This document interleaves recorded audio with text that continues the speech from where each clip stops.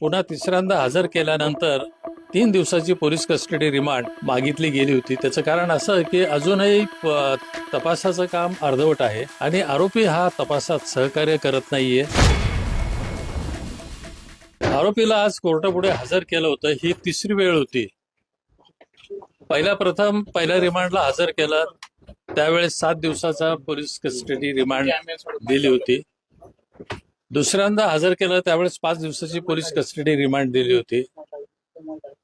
आणि आज पुन्हा तिसऱ्यांदा हजर केल्यानंतर 3 दिवसाची पोलीस कस्टडी रिमांड मागितली गेली होती. त्याचं कारण असं की अजूनही तपासाचं काम अर्धवट आहे आणि आरोपी हा तपासात सहकार्य करत नाहीये आणि बऱ्याचशा गोष्टी अशा आहेत की ज्याचा अजून तपास करणं गरजेचं आहे आणि ह्याकरता 3 दिवसाची पोलीस कस्टडी वाढवून मिळावी असं सरकारतर्फे सांगण्यात आलं होतं.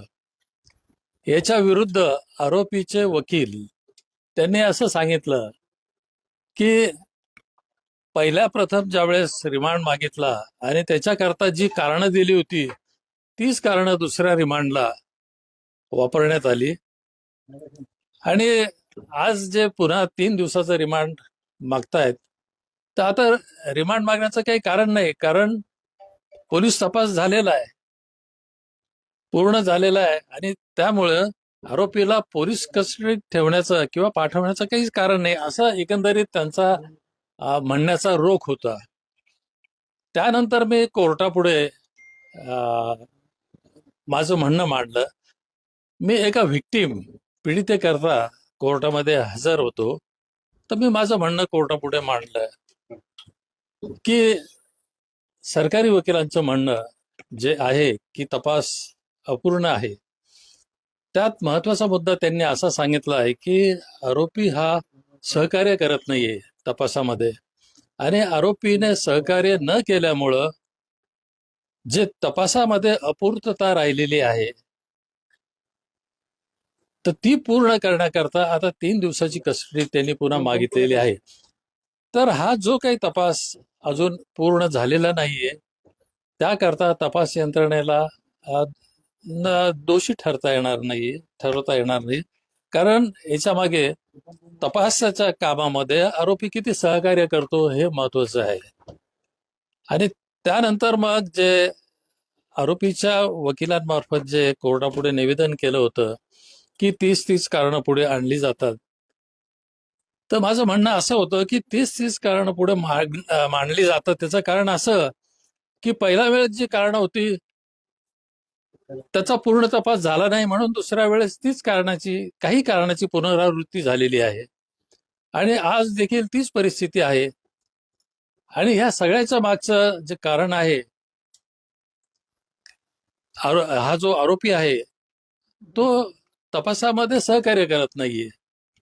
तर मूळ मुद्दा याच्यामध्ये असा आहे की non cooperation of the accuse in the process of investigation असं हे एक कारण आहे. त्यामुळं याचा फायदा देता येणार नाहीये, आरोपीला देता येणार नाही.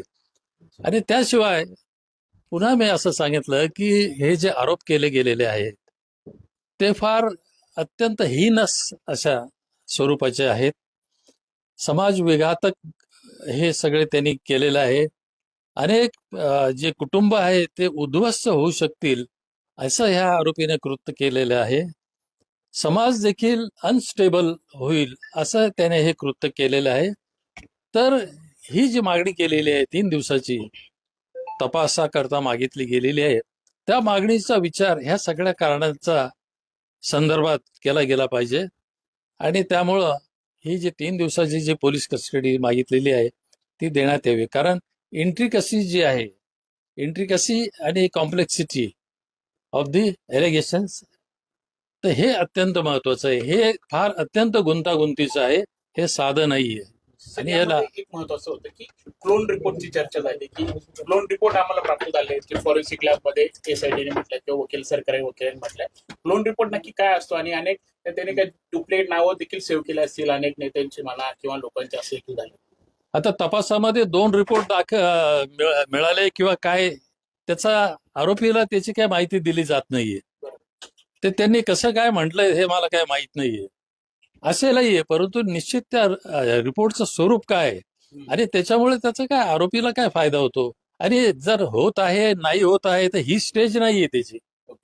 आरोपीची पोलीस कस्टडी वाढवून द्यावी किंवा नाही याचा विचार करण्याकरता त्याचा ह्या ज्या रिपोर्टचा काही उपयोग होत नाहीये.